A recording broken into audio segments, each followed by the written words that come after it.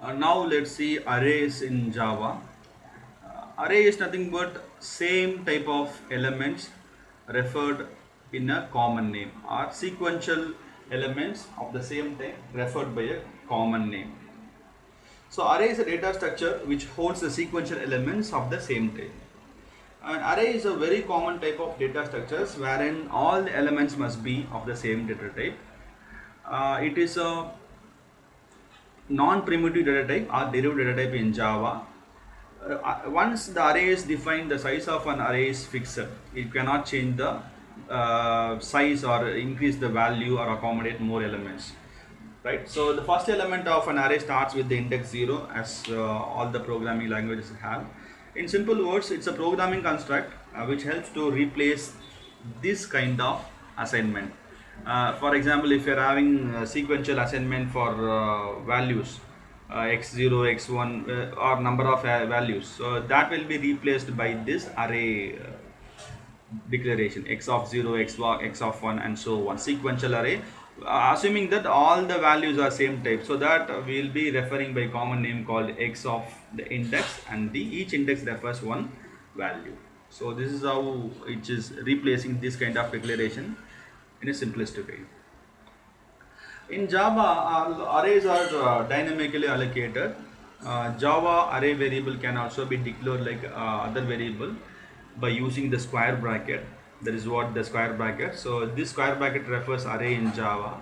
The variables in array are ordered and each have the index beginning from 0. As we said already, index starting from 0, which is referring the position, right? And Java array can also be used as static field, a local variable, or a method parameter. So you can use a static array, or you can use as a local variable, instance variable, or you can use as a parameter inside the method. So you can use it anywhere as your wish. And the size of an array must be specified in by an int value, not long or short, which means the size of array is a whole number. The direct superclass of an array is object, which means we are array is inherited from array object, which means array superclass is array object. So every array type implements the interfaces clonable and Java IO serializable. So the serializable is nothing but uh, I'll tell you what is serializable. Serializable is nothing but we'll be reading the data or writing the data in a byte form. Byte has been sent or received as a stream of bytes. One after another will be, each byte will be sent or received one after another. That kind of scenario is called as serialization. So we are sending the data or receiving the data in a byte stream. So that is going to be called as serializable. So array supports that serializable and clonable. Clonable means you can have a reference. That's what clonable. So these are all the points to be remembered in an array. Now we'll see in more introspection of array. So have this example, this index starts from 0, so it is having 0, 1, 2, 3, 4. This is going to be index, and this is actual structure of array. The first location is value is 126, second one 32, 230, 21, and 200. These are all the values inside the array. So each with the index again refer the value of an array. Right. So index starts from 0 and goes up to n minus 1. If you are having 5 number array, the index start from 0 goes up to 4. That is what index and value of an array. Index refers the position, value reference the data in a particular location. That is what index and value in an array.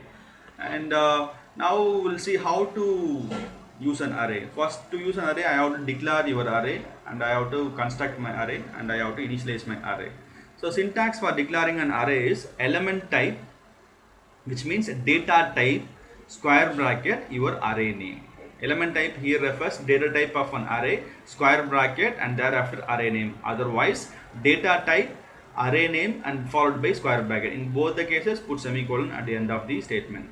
So this is, you can put a square bracket at the end or in the middle, so that you can syntax for declaring an array.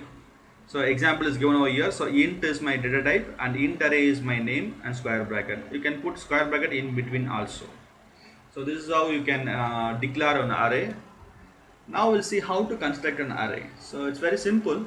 So here I declared an array. So I said that what is my array data type.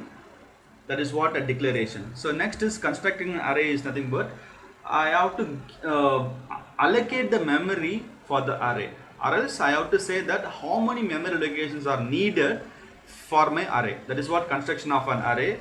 The syntax is your array name is equal to new. Here actually what I am doing is I am instantiating, right? Where and all you are having a new keyword, you just have the meaning of instantiation or allocation.